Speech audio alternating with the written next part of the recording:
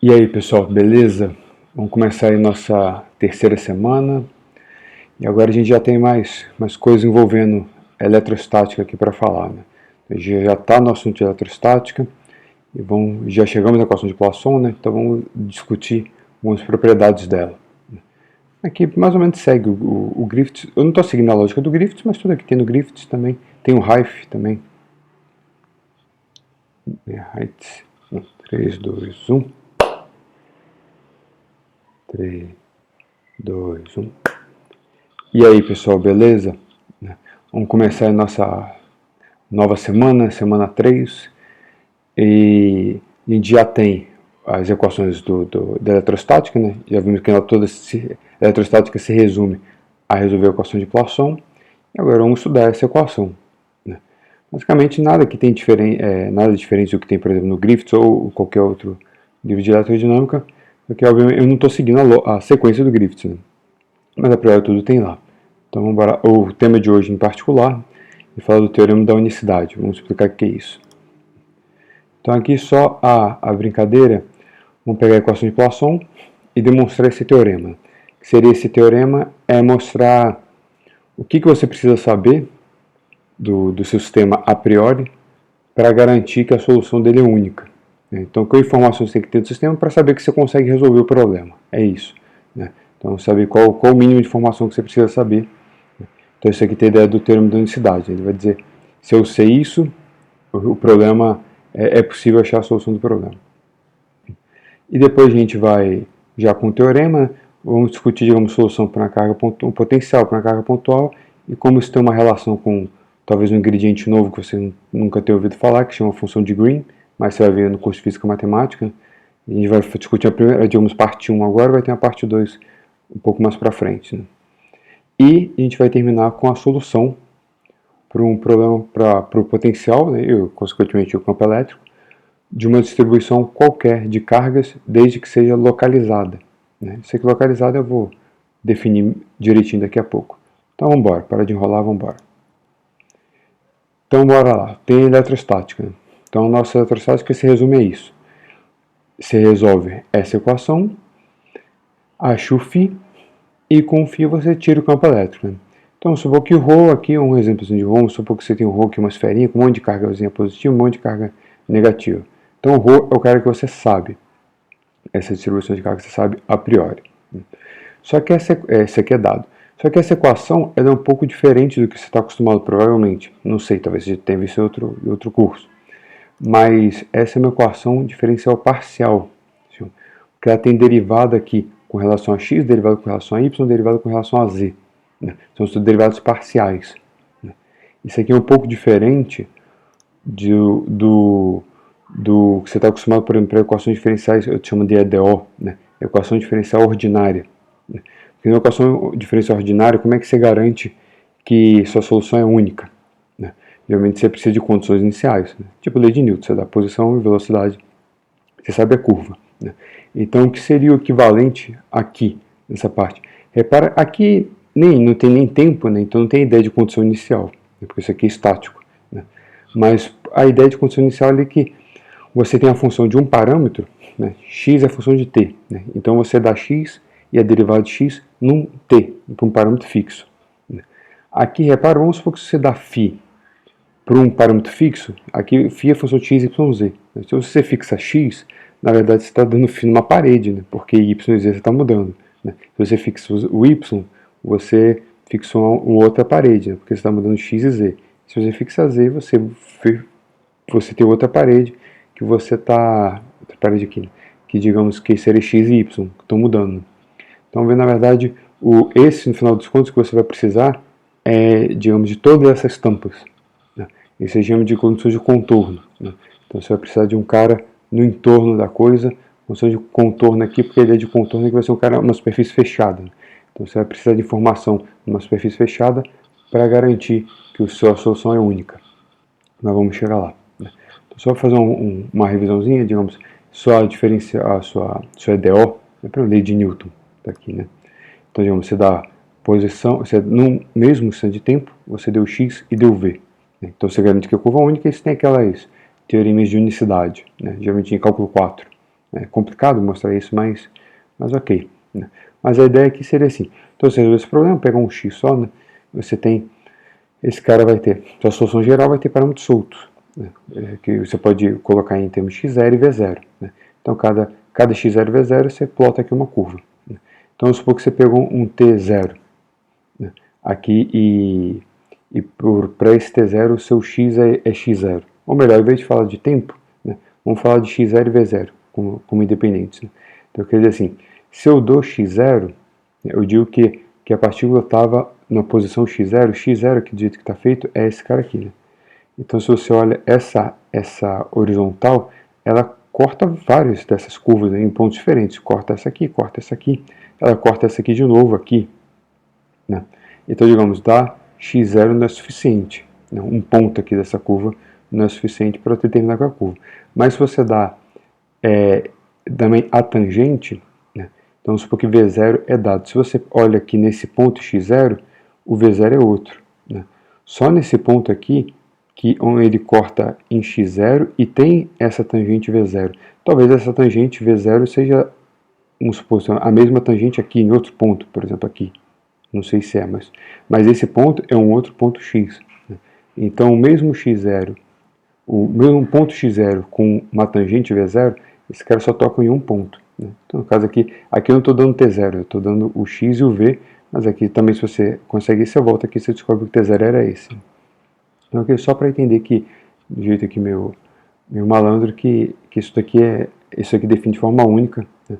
E essas curvas, obviamente, por causa disso, elas não podem se cruzar. Né? Porque, por exemplo, se elas se cruzam, você pode ter, eventualmente, dois caras aqui em curvas diferentes. Então, beleza. Só essa curva, digamos, no caso aqui azul, tem esse par de condições. Isso fixa essa curva de forma única. Agora vamos para o nosso problema. Você tem, dada a densidade de carga, o que eu preciso saber para de φ, né, para dizer que num certo volume, geralmente dependendo do problema, esse volume pode ser todo o espaço, mas dependendo do problema não. Isso daí é mais para frente, quando a gente tiver problemas mais concretos. Né? Mas a ideia é assim, como você pode garantir que naquele volume V, o φ para aquele ρ só existe aquele φ. Né? Então, a resposta, vamos dar logo a resposta e mostrar o teorema, que garante que a resposta é essa. A resposta é a seguinte, por isso que se chama de conjunto de contorno. Você precisa saber de φ, precisa saber φ em todos os pontos da borda da superfície, ou outra possibilidade é você conhecer a derivada de φ normal à superfície. No caso que seria tipo o campo elétrico, né, que fura a componente normal da superfície. Um ou outro. Aqui a gente geralmente trata um ou outro, mas pode ser até uma mistura. Por exemplo, vamos supor que metade você tem uma superfície, o entorno desse volume, a superfície fechada, vamos supor que numa parte da superfície você conhece o φ e na outra parte você conhece essa derivada de φ. Também funciona. Não tem problema, seriam condições de contorno mistas. Né? Mas geralmente você tem um ou outro por uma questão física. Né? E quase sempre você tem esse daqui. Né? Por exemplo, no nosso curso sempre a gente vai... É que a gente vai mostrar o teorema, vai ver que pode ser um ou outro, mas para 90%, 95% dos problemas que a gente vai resolver, é esse cara aqui que a gente vai se interessar. Né? Você consegue saber esse cara. Então, isso daqui, quando você conhece a função na borda, esse tipo de condição de contorno, geralmente na literatura a gente chama de Dirichlet, ou Dirichlet, né? Depende do seu sotaque. Então, condição de contorno de Dirichlet significa que você sabe a função. Né? Quando você sabe a derivada da função na borda aqui, você chama isso de condição de contorno de Neumann. Aqui o desenho ficou meio feio, mas é só para dizer assim, cada ponto você tem a componente, esse cara seria normal à superfície, né? E aqui o seu gradiente de φ aponta para algum lugar, né? Mas você não precisa saber o gradiente, você tem que saber o gradiente projetado aqui, né? A componente dele na direção normal, esse cara aqui, em todos os pontos da superfície. Isso garante que a solução aqui dentro é única em todos os pontos do interior do volume. Qual a prova? Vamos ver a prova. Essa prova é dada por absurdo. É padrão de qualquer livro de TE e tal. Né? Existem duas formas de provar coisas matemáticas que eu sei, né? Que eu consigo garantir que eu estou provando. Talvez eu fale isso mais de uma vez aqui. Que eventualmente se você fizer outros cursos comigo, você vai ver eu falando isso de novo. Um é por absurdo e o outro é por indução. Esses dois eu sei que eu estou provando, é muito fácil entender que outras formas de demonstração, não, vou ser honesto, é difícil saber se está provado ou não está provado. Essa aqui por absurdo é bem claro. Então como é que é essa prova, a ideia da prova por absurdo? Você quer provar uma coisa, então você vai assumir que aquilo não é verdade. Você vai assumir exatamente o oposto. E vai chegar numa contradição. Então o negócio não é consistente se não for aquilo. Então só pode ser aquilo. É essa, por isso que é por absurdo. Então qual a ideia aqui dessa nossa equação? Vamos supor que eu tenho duas soluções diferentes para a mesma equação. Então, para o mesmo ρ, tem φ1 e φ2. Você tira o Laplaciano de φ1 dá menos ρ sobre ε0, e o Laplaciano de φ2 dá menos ρ sobre ε0. Então, φ1 e φ2 são diferentes, a priori, em diferentes pontos do espaço. Mas, φ1 e φ2 têm a mesma condição de contorno. Então, quer dizer assim, então, numa borda de um certo volume V, esses caras coincidem em todos os pontos. Ou a derivada normal deles coincide em todos os pontos. Mas no interior, eu estou assumindo que φ1 e φ2 são diferentes. Então o que eu vou mostrar? Vou mostrar que se isso daqui é verdade, na verdade isso daqui não pode ser verdade. Então φ1 tem que ser igual a φ2 em todos os pontos dentro. Então φ é único. Essa é a lógica do teorema.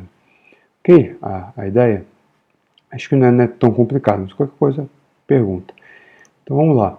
Então uma vez dada a hipótese, vamos definir essa função que seria a diferença dos dois. Chamamos de u. Esse u aqui fecha o. Então, U é solução da equação de Poisson, de Laplace. Porque quando você tira o Laplaciano desse cara, é Laplaciano de φ1 menos Laplaciano de φ2. A ideia é que esse cara é ρ, proporcional. Então o ρ cancela, então esse cara é zero. Então é a equação como se não tivesse ρ. A equação de Poisson sem ρ é a equação de Laplace. Então Laplaciano de U igual a zero. Lá. Então essa daqui é a sua equação de Laplace. E qual a condição de contorno que você tem sobre U? Repara que na borda do volume V, onde esses caras são iguais, então na borda desse volume V, esse cara é igual a esse, então eles se cancelam. Então nessa borda, ou esse cara é zero, ou a derivada normal dele é zero. Na verdade, essa prova também seria a prova por equação de Laplace. Mas como ela também funciona por equação de Poisson, fazendo esse truque aqui. Mas beleza. Então você tem uma condição ou outra condição.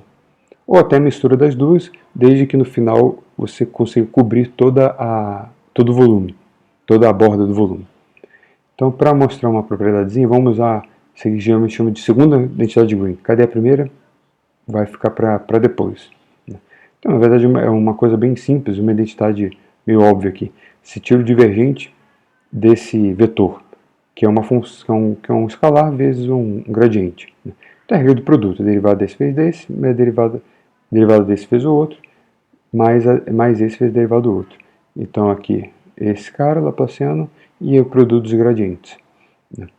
Agora você pega essa identidade e integra tudo no volume. E nesse lado esquerdo você vai usar o termo de Gauss. Então, integrou no volume V, esse daqui vai dar o fluxo desse vetor na borda de V, e que vai ficar a integral disso aqui tudo no volume V. Beleza. Agora, para usar para o nosso problema, vamos escolher esse φ e esse psi de um jeito bem específico. Vamos escolher φ igual a psi igual a φ igual àquela função u, que tem aquelas condições todas que a gente falou. Então, se você substituir lá, aqui, então u, gradiente de u, fluxo disso na borda, é igual a u, Laplaciano de u, e gradiente de u ao quadrado, porque aqui era gradiente de φ vezes gradiente de psi. Então, psi igual a φ, que é igual a u, então esse aqui ficou o gradiente de u ao quadrado. Só que u obedece à nossa condição de contorno, que ou esse cara, eu estou escolhendo exatamente o volume onde você tem essa condição, que eu conheço o φ1 e o φ2, e eu sei que eles são iguais, ou seja, que o u é zero. Então, ou a condição é essa, ou u é zero nessa borda, ou o gradiente de u na direção normal é zero. Então, ou um ou outro. Ou até meio pedaço. Porque essa integral pode ser zero num pedaço porque esse é zero, e no outro resto ser zero porque o outro é zero. Você pode misturar, não tem problema. Mas tem que pegar na borda, tem que ser zero, isso tem que ser zero na borda toda.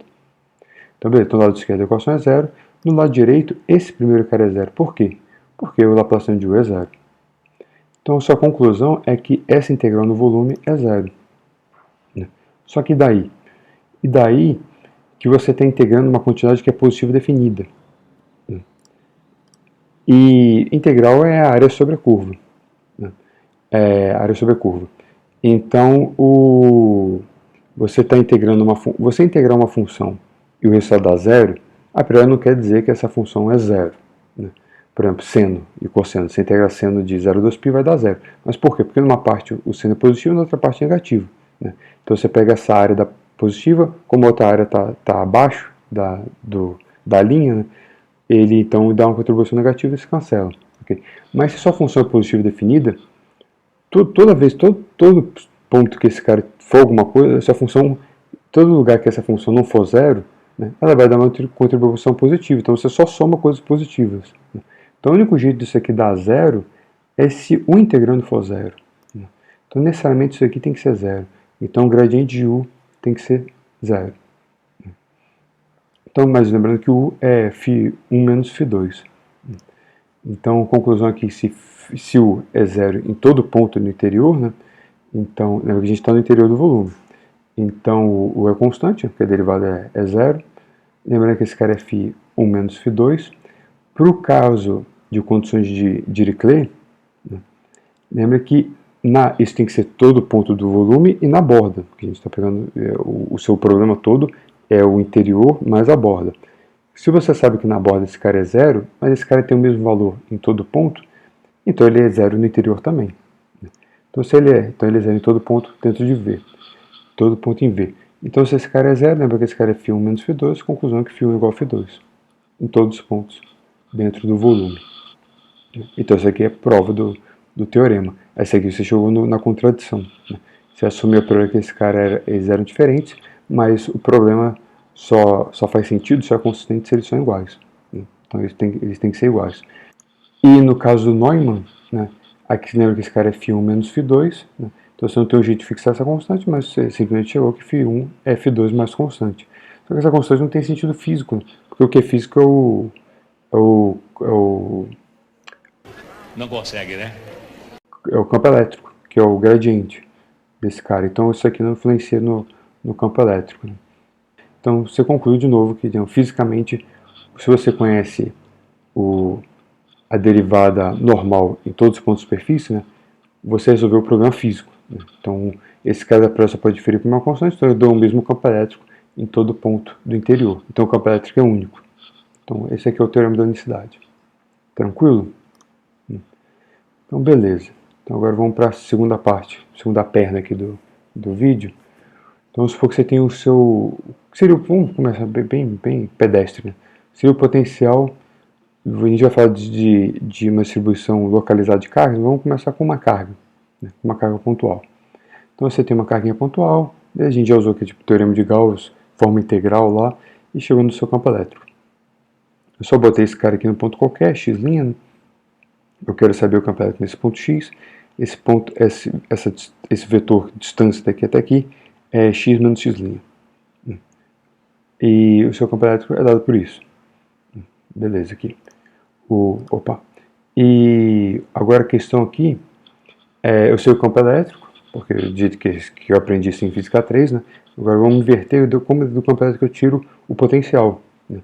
Você pode pegar aqui e integrar, né? Mas eu não vou fazer. Eu vou fazer assim, eu vou já dar a resposta. Né? Eu vou dizer assim, o potencial que gera aquele campo elétrico, ou seja, se eu tiro menos gradiente disso daquele campo elétrico, é esse potencial aqui. Né? Q, 4πε0 sobre a distância. Então, o que é essa distância aqui? Componente módulo x1 menos x1' ao quadrado, x2 menos x'2 ao quadrado, x3 menos x3' ao quadrado, isso tudo na raiz. Então, e como é que eu sei que esse potencial gera aquele campo elétrico? Eu vou tomar o gradiente desse potencial. Né? Então é bom para a gente usar a anotaçãozinha de índice lá.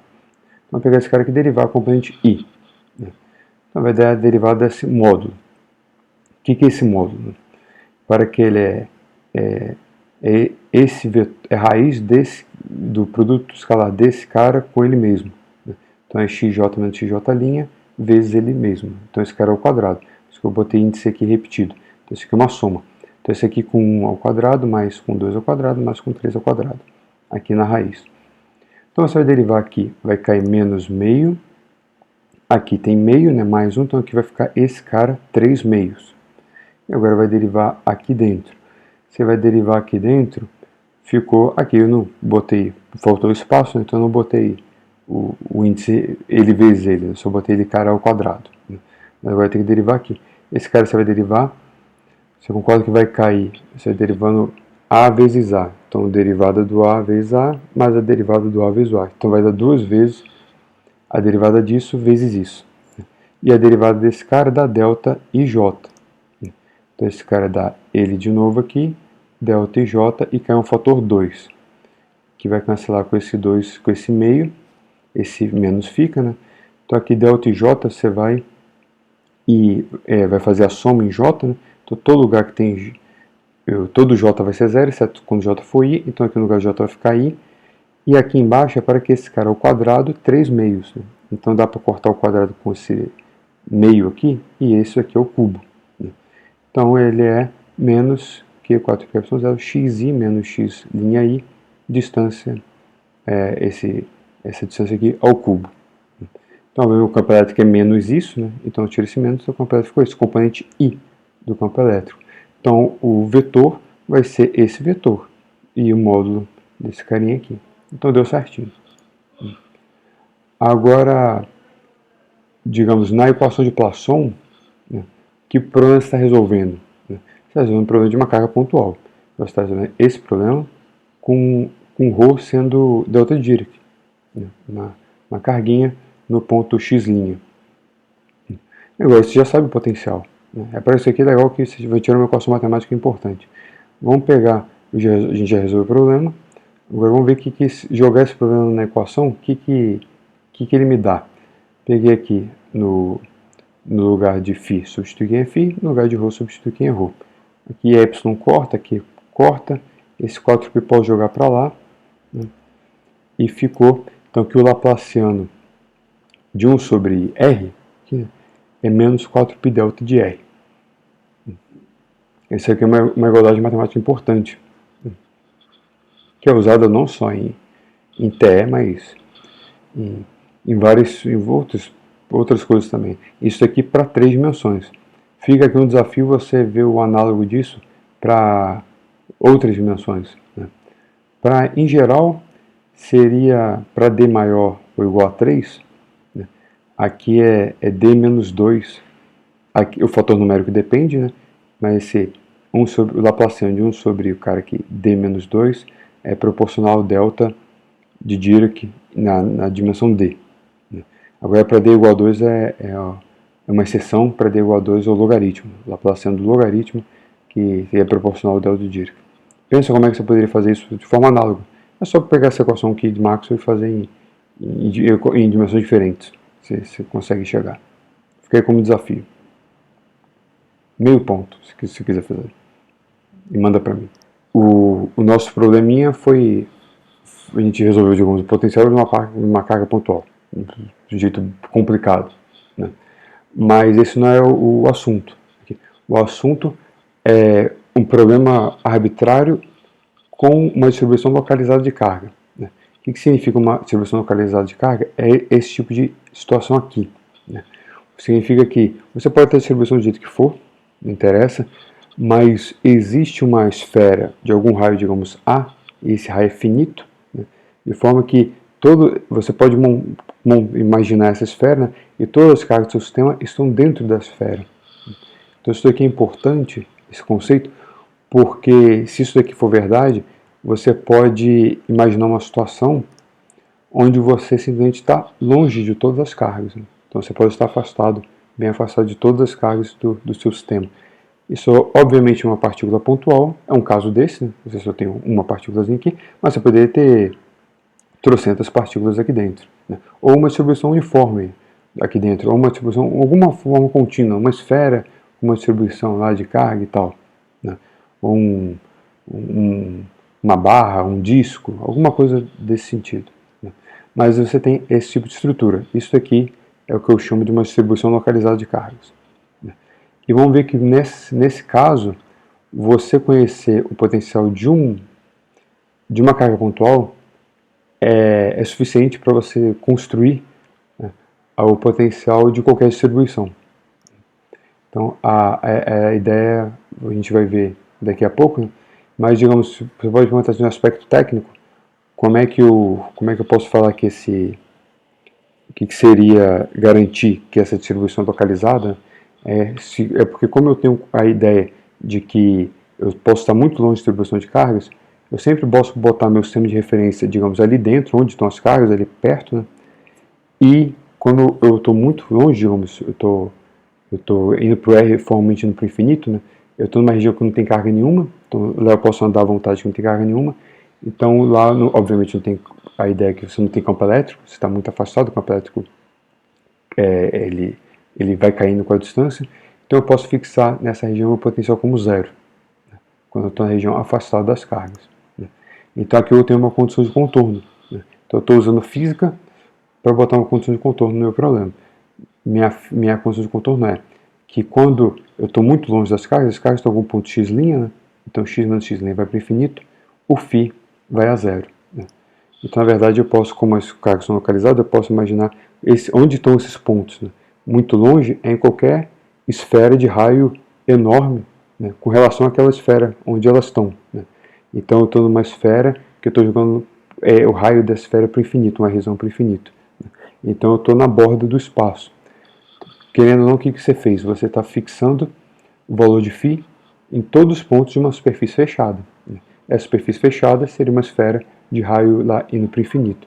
Então você deu uma condição de contorno de Dirichlet. Então esse φ é único. Essa é a ideia. Opa. Então o teorema da unicidade garante que dentro daquele volume, ou seja, em todo o espaço, o potencial é único. Okay? Então aqui já tem um uso. Ainda nem sei qual é a solução, mas já sei que ela está certa. Ela é única. Se eu conseguir achar, ela está certa. Não tem outra. Então a ideia é que, vamos voltar para a ideia que uma partícula pontual é suficiente para achar isso. Isso vem de por quê? Né? É o que se chama de princípio de superposição. Então o princípio de superposição é um nome fashion que você dá para quando você tem uma equação, ou o seu sistema aqui de interesse, seu sistema físico, é descrito por uma equação linear. Então o que isso quer dizer? Essa equação, o que significa essa equação ser linear? Vamos supor que você tem φ1, você tem uma carga aqui, ρ1, aqui, uma distribuição de carga 1, e φ1 é a solução desse cara, ignora todas as outras, né? Apaga da sua cabeça. Você tem um outro φ2 que é a solução desse cara daqui, né? Agora eu quero saber qual é a solução, qual o φ, quando eu tenho o ρ1 e o ρ2, né? Então meu ρ é ρ1 mais ρ2. Então é óbvio que se eu somo, então meu ρ seria a soma desses dois, então é só somar os dois aqui, né? Então quer dizer assim, o φ, que é φ1 mais φ2, é a solução de uma distribuição de carga que é ρ1 mais ρ2. Então você soma soluções. Essa é a ideia, porque esse cara aqui é linear. Para que se esse cara, digamos assim, tivesse um laplaciano de φ, isto, digamos, ao quadrado, essa equação, isso significa, essa equação não seria mais linear. Por quê? Aí você teria ρ1 aqui, o ρ2, você soma esse cara, soma, só que aqui você não soma os φ's, né? Porque se você somasse o laplaciano de φ1 mais o laplaciano de φ2 e a equação fosse isso ao quadrado, então você teria o laplaciano de φ1 mais o laplaciano de φ2 ao quadrado. Então ele ia ter o laplaciano de φ1 ao quadrado, laplaciano de φ2 ao quadrado, mas teria termos cruzados, né? Então, se a equação não é linear no seu campo que você quer determinar aqui, né, que no caso é φ, não dá para somar a solução. Aqui dá, exatamente porque é linear. E a gente chama de princípio de superposição. Beleza. Então, qual é a ideia? A ideia é que se você tem uma distribuição qualquer aqui de cargas, eu sempre posso imaginar que pegar ela um volume dela bem pequenininho, né, e naquele volumezinho, seria um volume infinitesimal, né, ali eu tenho uma carga dq, né, seria uma carga pontual dq. Então o potencial que ela cria aqui é semelhante ao potencial de uma carga pontual dq, 4πε0, e 1 sobre x menos x', essa distância aqui, né. Aí do lado eu tenho outro, eu tenho outro, eu tenho outro, eu tenho outro. Eu posso fazer isso em qualquer ponto. E como é que eu vou escrever o jeito para eu escrever melhor esse daqui é em termos, isso aqui é uma distribuição contínua, em termos da densidade de carga. Então eu posso escrever esse cara como ρ dv. Então eu posso escrever aqui, esse cara daqui é dq. Então eu tenho o potencial daquela carguinha dq. Eu posso pegar o potencial da carguinha dq do lado, a carguinha dq em todos os pontos x', né, separar, e depois somar todos. Isso vai me dar o potencial aqui. É ideia do princípio de superposição. Então, somar todos esses caras é integrar nesse volume onde você tem as cargas, né? Então aqui, se somando todos os caras, deu isso daqui. Formalmente, aqui eu até esqueci, né, de botar V, seria, digamos, esse V, onde tem ρ, né? Mas apesar de ser formalmente, você pode botar sempre aqui o espaço inteiro, né? Porque fora daqui o ρ é zero, né? Então não tem integral para fazer. Mas só para ficar bonito, aqui o ideal seria botar aqui o R3. Né? Belezinha? Então esse aqui é o potencial eletrostático para qualquer distribuição de cargas localizada. Poderia ter uma parte da carga aqui, um pedaço de carga aqui, alguns pedaços desconectados, não tem problema. Você integrar num ρ, no outro ρ, no outro ρ. O que interessa é que existe a ideia que lá longe, repare que se você joga x, aqui x' é variável de integração. Se você joga x para o infinito, aqui tudo vai a zero. Então, lá na borda do espaço, existe uma esfera de raio muito grande, que você está jogando formalmente para o infinito. E em todos os pontos da superfície dessa esfera, o φ é zero. Então a solução é única. O teorema de unicidade garante que dentro o φ, só existe esse φ que resolve a sua equação para aquela condição. É aqui, que é a nossa condição de contornância daqui. Beleza, solução única, tranquilo. Mas aqui você pode falar, tá muito física 3, né? Tem um jeito mais formal, né? Alguém falou que o nosso negócio é física matemática. Tem. Então, tem resposta. Vamos fazer a conta de novo, no jeito talvez um pouco mais técnico. Isso chama função de Green. Uau! Então, qual é a ideia daqui da função de Green? Basicamente é a mesma coisa, né? Só que sem um apelo talvez tão físico, né? Uma ideia mais matemática direta, você tem uma equação diferencial linear, né? Então, suponha que você tem uma equação diferencial não homogênea, né, linear. Essa equação pode ser diferencial parcial ou uma equação diferencial ordinária, não interessa. Mas ela é linear e ela é não homogênea. Então, o que formalmente eu quero dizer aqui, esse psi aqui, para ficar mais genérico, seria o cara que você quer determinar, a sua função. Esse f é sua fonte, né, que é a parte, digamos, uma força externa, o cara, aqui no caso seria o ρ. E esse L é um operador diferencial. E é um operador que seria isso? Né? Qualquer coisa que envolva derivadas de psi. Né? Então, por exemplo, pode ser, o nosso caso seria o Laplaciano. Então, o Laplaciano desse cara é ρ. Mas pode ser o Laplaciano mais um k quadrado. Isso aqui é a equação de Helmholtz. Isso aqui aparece também. Ou, de certa forma, meio que a equação de Schrödinger. Mais ou menos a equação de Schrödinger. Como potencial sendo uma fonte. Esse cara aqui seria o oscilador harmônico. Então, o oscilador harmônico, então aqui não seria x, seria t. Né?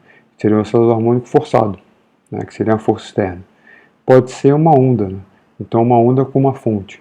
Isso aqui, digamos, pode ser uma cordinha, uma fonte externa balançando a cordinha e vendo como se cria a onda. Pode ser uma onda eletromagnética, isso aqui é T2 de novo. Mas, ok, vamos deixar assim genérico. No nosso caso, obviamente, esse daqui. Então, a ideia é que a equação é linear. Então, mesma proposta. Se eu tenho uma solução para um F1, um Psi1, para um F2, um Psi2, para o F1 mais F2, a solução é Psi1 mais Psi2. Mas qual a ideia? Suponha que você vai chutar, você quer achar a solução não homogênea.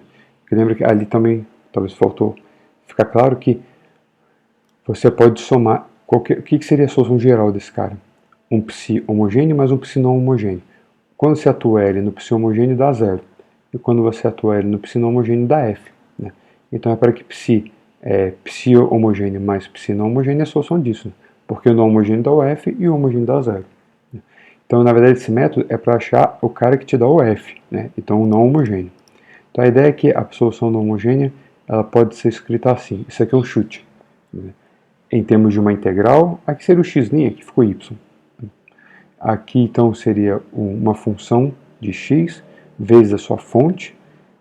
Essa função é a função de x menos y, tem que ser assim, integrada aqui em y. Esse aqui é um chute. Ao invés de achar o psi, na verdade eu vou transferir o problema em achar esse g. Esse g é o que a gente chama de função de Green. Mas vamos lá, então você atuou o seu operador, né, que dá a sua equação. Aqui eu explicitei x, porque esse cara atua em x. Mas é porque aqui tem x e y. Mas esse cara só faz as suas derivadas e coisa em x. Então ele não atua nesse f. Eu jogo ele dentro da integral, ele só atua aqui. E isso daqui tem que me dar minha solução. Como esse cara é minha solução não homogênea, ele tem que me dar a fonte. Tem que dar f em x, porque essa é a equação, né? Então quando você diz que esse cara aqui tem que dar isso e compara, repara que aqui você já tem um f, só que ele está em y.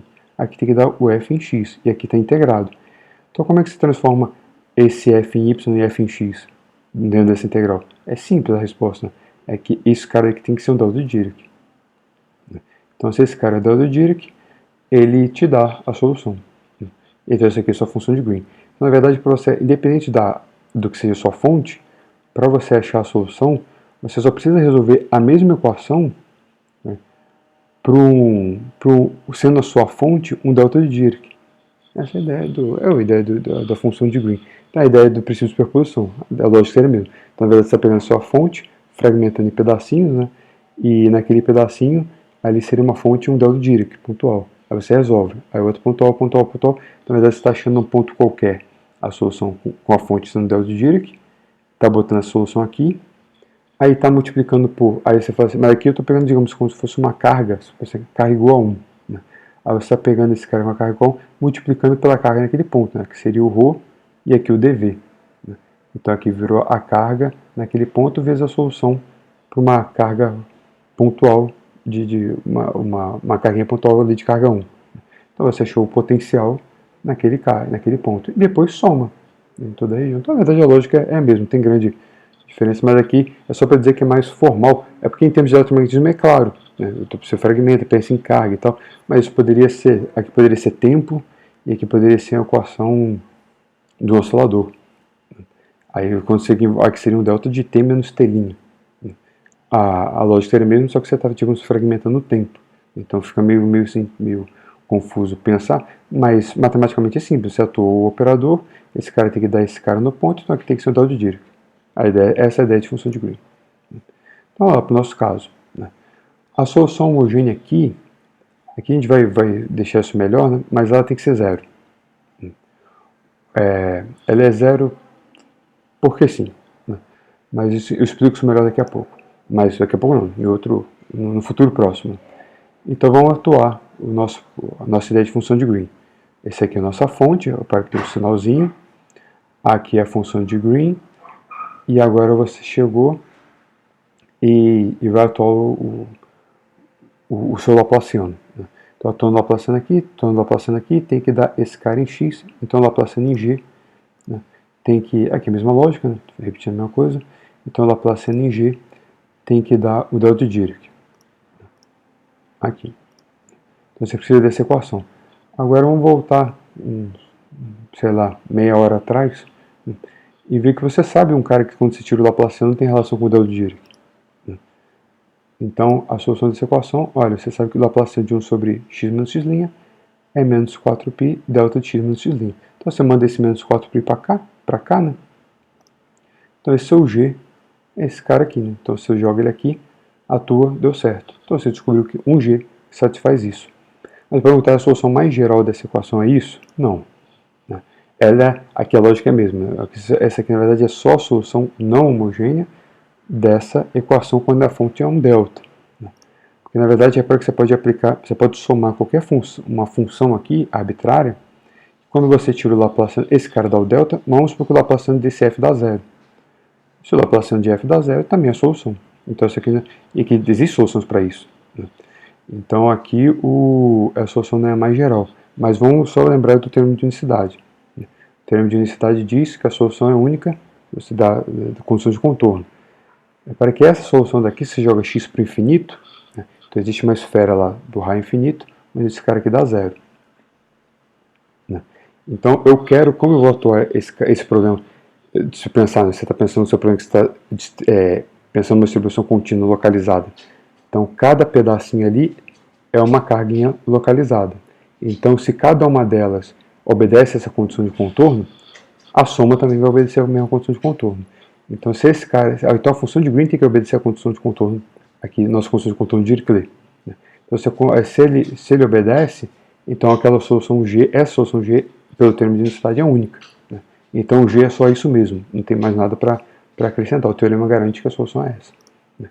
Então você já tem o seu G, volta lá, né? Aqui tem um menos, aqui tem um menos, com menos fica mais, bota o 4π aqui fora, entendeu? E deu o mesmo resultado. Então a gente fez um jeito bem mais difícil, o mesmo resultado, Bob, aqui daqui. Beleza, pessoal? Então, agora acho que deu, né? Você achou que o outro estava muito fácil, faz desse jeito mais difícil. Então, agora a gente acabou o videozinho. Próximo vídeo, às vezes você dá esse ρ e é difícil resolver a integral, né? Quase sempre é muito difícil, né? Mas, como é uma distribuição localizada de carga, pode ser, e geralmente se for um sistema físico mesmo, um negócio, provavelmente isso aqui é pequeno, é uma coisa meio microscópica lá para você. Então, na verdade, o que te interessa é o campo criado longe. Quando você está longe dessa distribuição de carga, você pode aproximar, você pode fazer uma expansão em série de potências, né, desse problema, que é essa expansão de multipolo. Então, na próxima aí, a gente vai resolver, achar soluções aproximadas para aquele cara lá. Beleza, galerinha? Tranquilo?